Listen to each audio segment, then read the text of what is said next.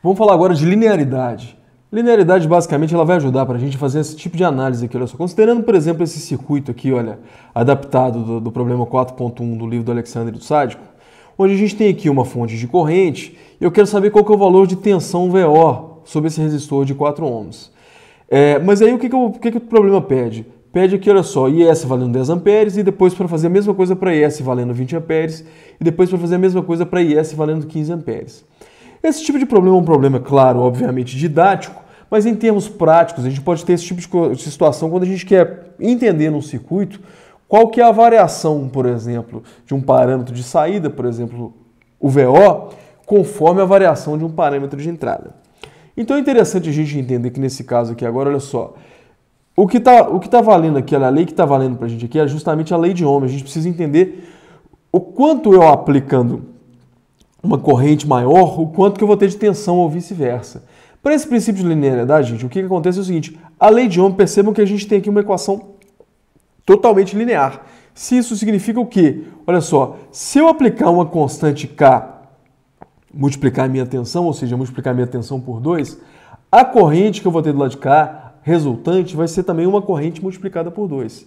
E vice-versa. Se eu aplicar em um circuito uma corrente multiplicada por 2, a tensão que eu vou ter como consequência vai ser também uma tensão multiplicada por 2, considerando ela aquela original. Vamos ver isso aqui em termos práticos. Então, olha só, considerando aquele mesmo circuito, vamos fazer a primeira situação aqui, olha, considerando IS igual a 10 amperes. Para resolver isso daqui, então, vou começar aqui então, considerando que o IS vale 10 amperes. O que a gente tem? A gente precisa simplificar isso daqui. Então, para simplificar isso daqui, a gente teria aqui do lado de cá o nosso 4 ohms. Esse aqui eu tenho uma série, então eu tenho aqui um resistor de 20 ohms do lado de cá, né? E perceba que a tensão que a gente tem aqui ainda é a tensão VO para uma corrente de 10 amperes aplicada aqui. A gente pode igualmente simplificar isso daqui, olha só, fazendo o paralelo desses dois resistores.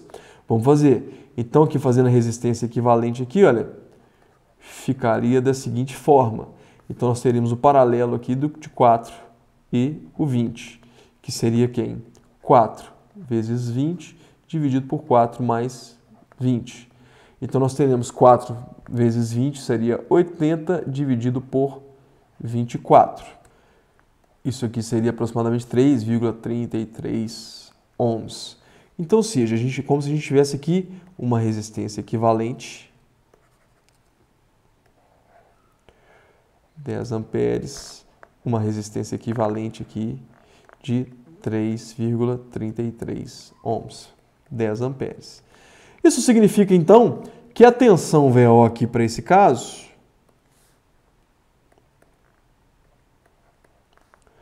então, VO aqui, bastava a gente aplicar a lei de Ohm. VO seria então a 10 amperes, que é a corrente, vezes a resistência, 3,33. Então, VO seria aproximadamente 33,3 volts de tensão. Chegamos aqui. E isso daqui, olha só, para IS igual a 10 amperes.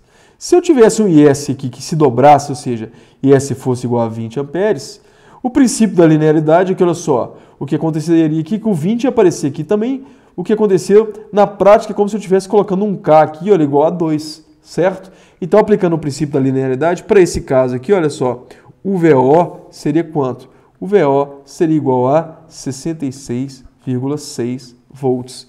E isso aqui considerando o IS igual a 20 amperes.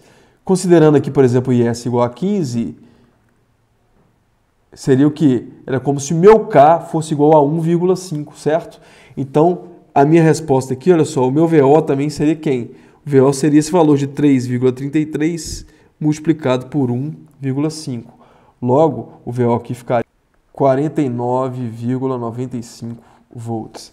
E assim por diante. Ou seja, esse é o princípio da linearidade em circuitos elétricos.